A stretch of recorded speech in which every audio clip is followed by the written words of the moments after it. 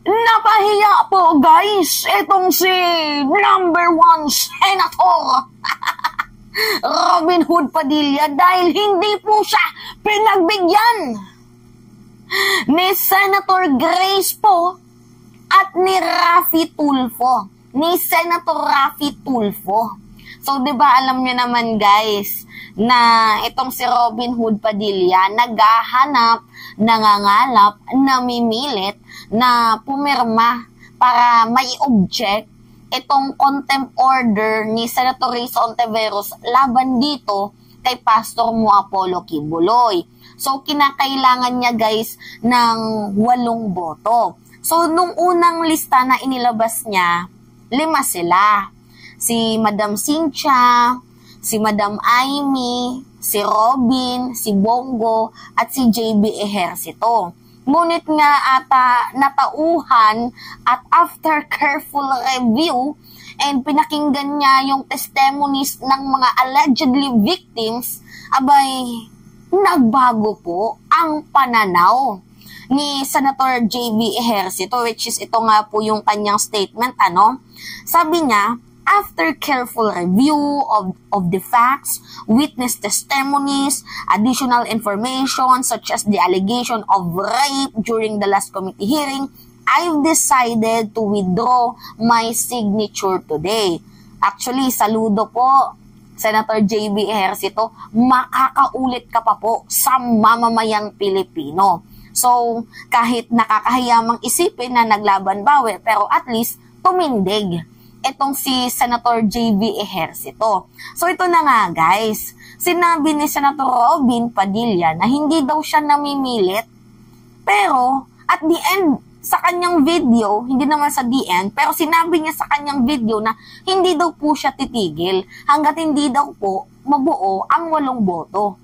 Bobo ka ba? Diba? Anyway guys, ito yung video kung saan napahiya siya dito kay Senator Grace po, at dito kay Senator Raffy Tulfo. Nabubulol sa arba si Mima, pagpasensyahan nyo na. So, panoodin natin to guys. Yung salita kasing convince, parang ano yun eh. Hindi ko pang yung ginawa yun. Kasi nirespeto ko naman lahat ang posisyon. Pakinggan nyo yan guys ha. Yung salitang convince, hindi ko pa naman ginagawa yun kasi nirerespeto ko po ang kanilang desisyon, ang kanilang pananaw. So yan, tatandaan nyo yan, yung sinabi niya na nirerespeto niya daw yung mga desisyon nila. Pero, ng bawat senador, siguro mas magandang magpaliwanag. Yun, nagpapaliwanag. Ipapaliwanag ko kung bakit ko sinalungat, yung ganun. Hindi naman mahirap magpaliwanag. Siyempre, magpapaliwanag din sila. Binibigyan natin sila ng pagkakataong magpaliwanag. Katulad ni Senador Grace po, napakaganda ng kanyang paliwanag kung bakit hindi siya pipirma. Rinig nyo? Si Senator Grace po, napakaganda po ng kanyang paliwanag kung bakit hindi po siya pipirma. So, doon pa lang sa part na yan, may pag-aamin itong si Senator Robin Hood Padilla na ayaw nga ni Grace po na pirmahan ang objection para dito kay Pacquiao. So, napaka-unethical naman kasi guys sa part ni Senator Grace po na babae siya, nataon pa mismo sa buwan ng kababaihan, tapos papayag siya para sa objection dito kay Pacquiao. So, buti na lang, di lang anghel, kahit hindi man natin gusto sa kabilang banda, itong si Senator Grace po, abay plus point po siya sa ginawa niya dito. So, ang nangyari guys, hindi nga po siya pumirma para may object or makansela itong contempt order kay Pacquiao. So, nasa side siya ni Senator Risa Ontiveros. Ganun din si Senator Raffy Tulfo. Yung demokrasya to eh. Hindi natin kailangan personalin yung mga bagay na mga ganito. Kaya narinig nyo?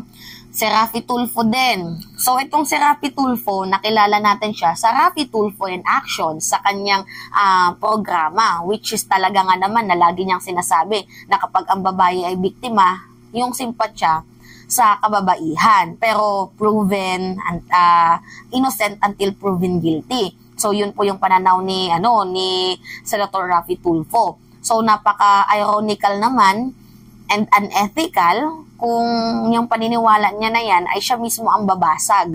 So, isa din po siya sa mga, ayaw na pumirma para i-object itong contempt order kay Senator Risa Ontiveros. So, good job, Raffy Tulfo.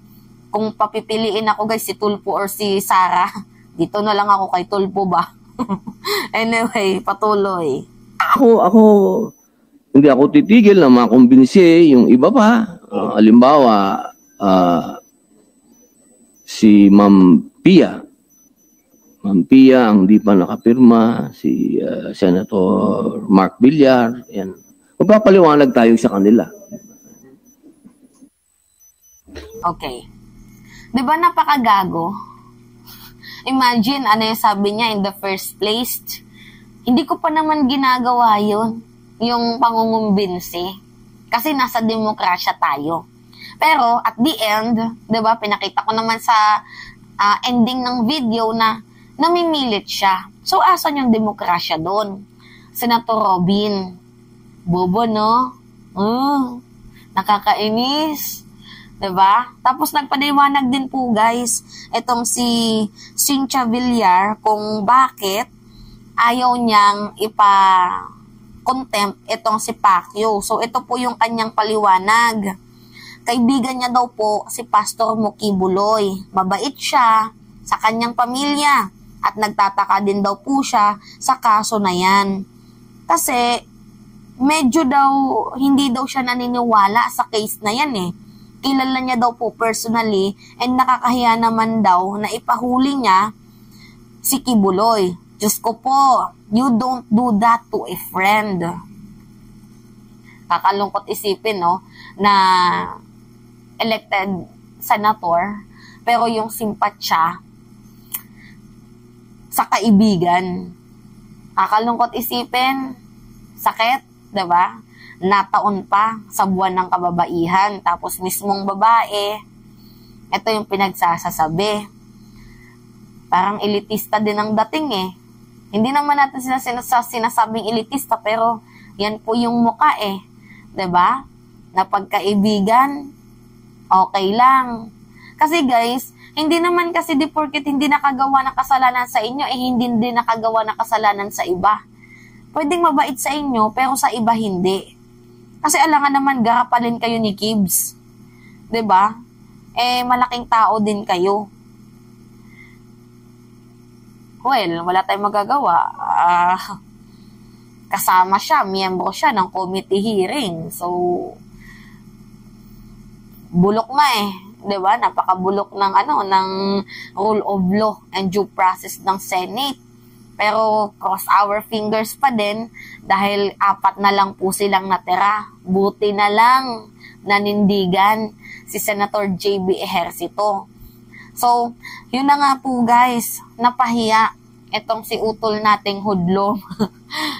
Ngayon, pinipilit niya itong si Pia Cayetano, si Nancy Binay, and sabi niya pa nga sa kanyang video na sana itong si Mark Villar kausapin daw po ni Mami Cynthia para daw po pumirma para, ma-cancel itong ma-object itong contempt order para kay Pacquiao. So, kahit pa man po, ang maging kinalabasan nito ay makabuo sila ng 8, abay, hindi na din po nila mapipigilan itong Department of Justice na maghain ng kaso kay Pacquiao. So, at the end of the day, hindi pa din po tayo talo dito at mabuti na lang, nabulabog po ni Senator Risa Ontiveros ang mga dismiss na kaso ni Pacquiao doon sa Davao. So, nakitaan po itong si Pacquiao ng probable cause, which is napakaganda kasi guys, literally, nagumagana and working ang ating justice system. So, anyway, yun lamang po guys. At it's me again, si Mima Alicia at nagbabalik ulit para sa ating panibagong video.